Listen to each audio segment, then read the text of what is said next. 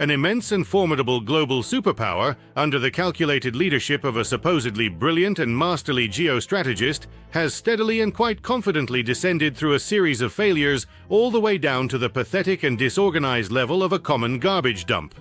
It's just a country! I have no fucking idea. Dude's breaking down the door over there. Right around the corner. They're standing with an X. Hey, are you guys all right? Bros.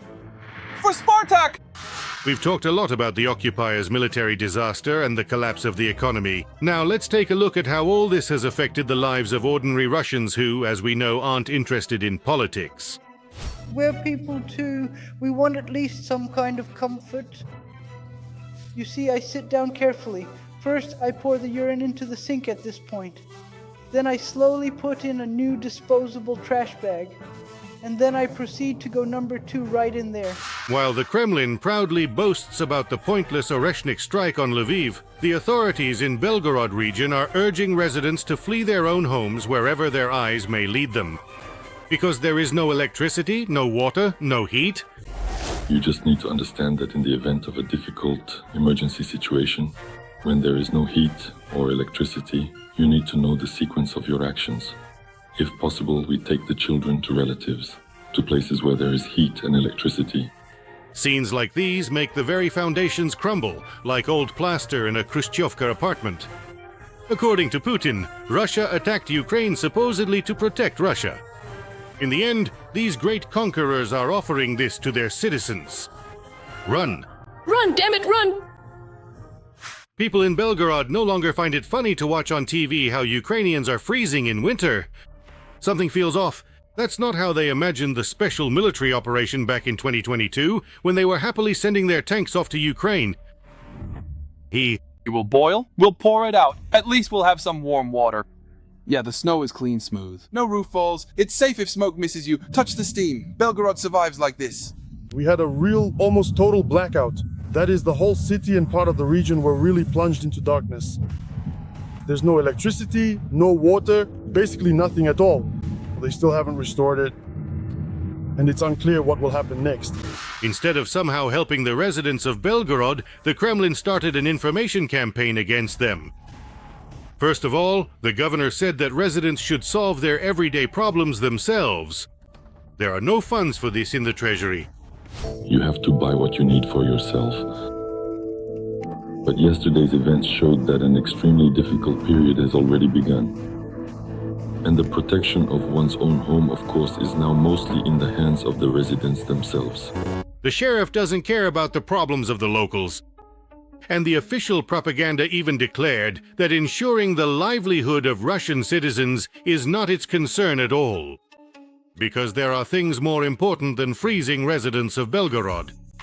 And in general, it's their own fault for living in a border region. The country now has more important tasks than the everyday inconveniences of certain regions. If you live in a border zone, you should be ready to provide for yourself and not expect the state to bring everything to you on a silver platter. Belgorod itself is largely to blame. The residents scattered, didn't defend themselves, abandoned their homes, and then suddenly remembered about the authorities. That's it, the show's over, the electricity is gone. The same fate awaits Bryansk, Kursk, Voronezh, and Rostov. The Kremlin elders aren't concerned about the fate of the common folk. They're thinking about loftier things, about how to sell natural resources to Trump for the best profit. Did we really vote for Russia just so that Russia would leave us without a means to survive? Why is the administration putting our Russia at risk with its actions? So that now people are upset. Ukraine used to provide jobs, but under Russia, we've been left without work. The actions they're taking are discrediting Russia itself. And it's not just Russians in border or frontline regions who are freezing, but even those who can only see the war on TV. In the Tiva region, there's been no electricity for almost 48 hours. No water, nothing at all. Maybe someone knows. Representatives from Rossetti. Send this to them. My reels, people here are dying, freezing to death. Are you even normal? Not a single crew is coming out here. All the roads are buried. People can't get out at all. What is this? What is going on? This is Russia! Moscow's policy is to spend all the money on war and send utility specialists into meat grinder assaults. The result is a complete collapse of infrastructure, even without bombings. And of course, poverty and unemployment. When we were in Lekorg, we asked people and they said there's no work. There's a complete lack of jobs on one hand, and on the other, there's already a shortage of people, especially men. Only old people are left, yes. Schools are closing because there are only 4 to 6 children in them. It's no longer profitable to keep it open. And at the same time, on every pine tree, at every bus stop, there are ads saying, sign up for the special military operation. The clearest example of absurdity is that very Oreshnik. 2 missiles with a total value of about $100 million were launched from the Kapustin Yar testing ground. This is what Kapustin Yar looks like, the place from which $100 million flew away and made a few holes in the ground near Lviv. For those who deal with the problem on social media every day, there are plenty of photos showing villagers collecting snow in buckets.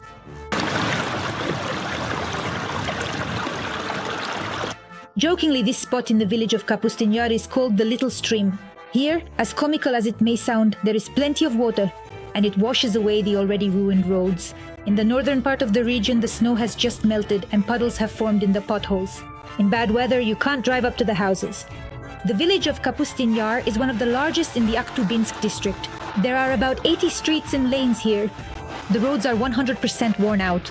Funds had already been allocated from the Astrakhan region's budget, but they were simply wasted. That's Russia in a nutshell. They spend thousands of times more on killing and destroying their neighbors than on ensuring the lives of their own citizens. That's why Russia is a country of bums who, no matter what, are proud of their dump. We're actually happy. We're glad that we live in Russia. We definitely wouldn't want to live anywhere else. We like everything here. We really do like everything. We're happy, we're proud.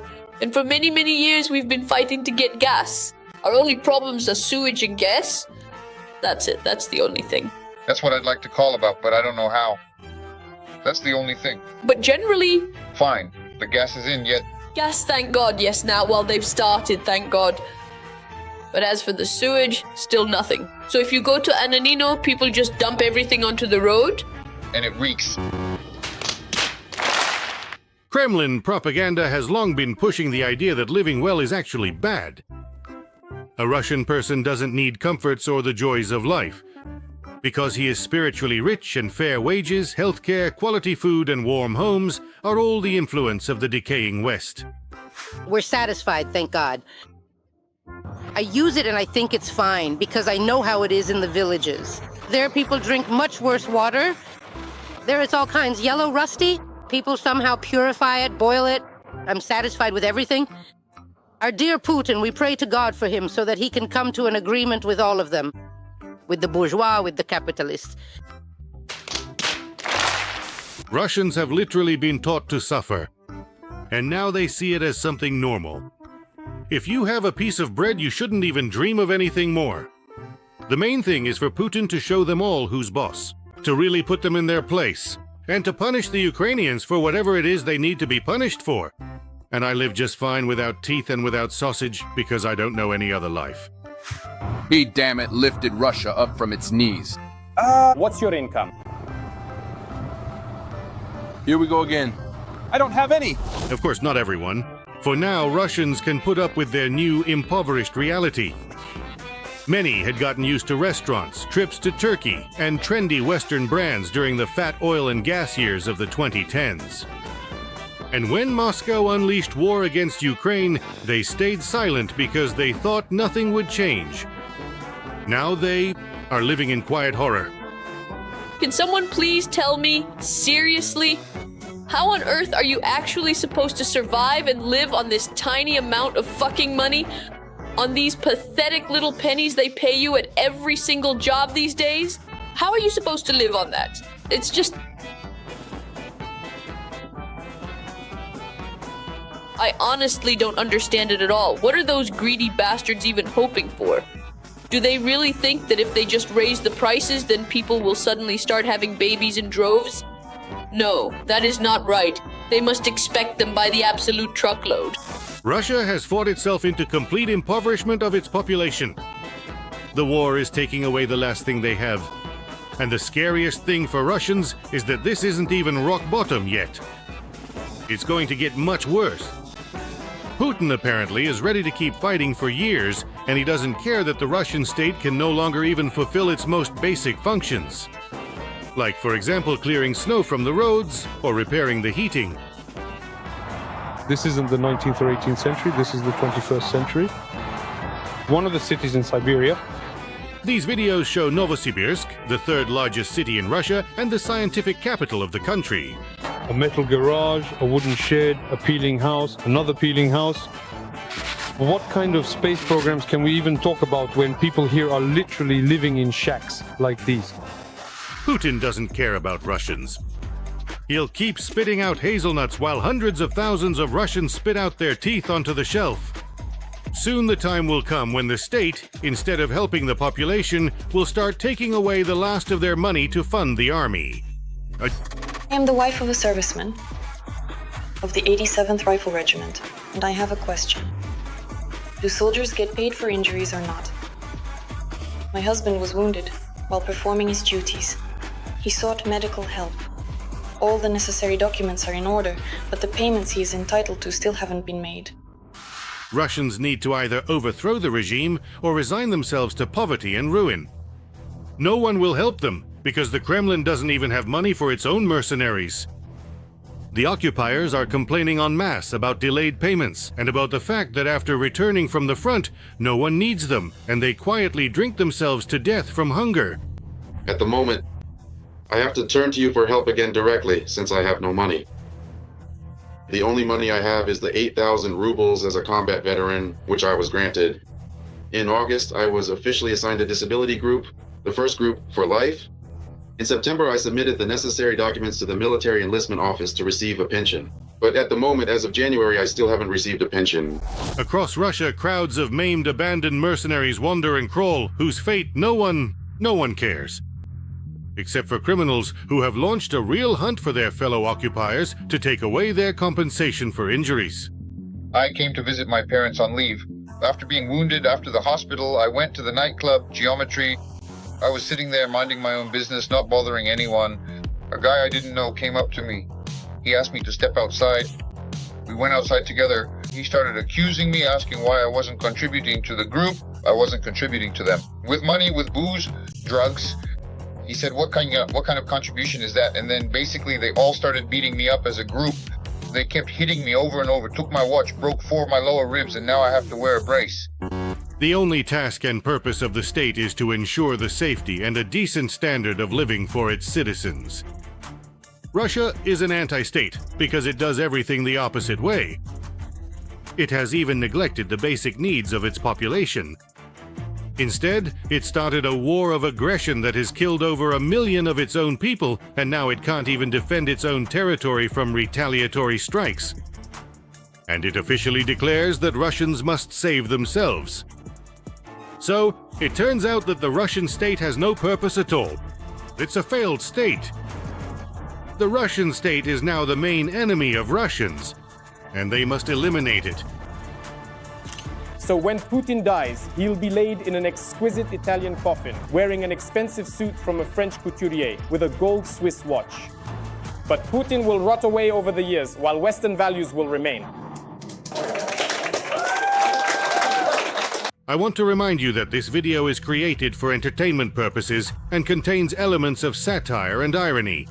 All facts and events are presented in a hyperbolized or exaggerated form to convey a comedic or dramatic effect. We do not aim to mislead, but simply emphasize humor. Please take this with a smile.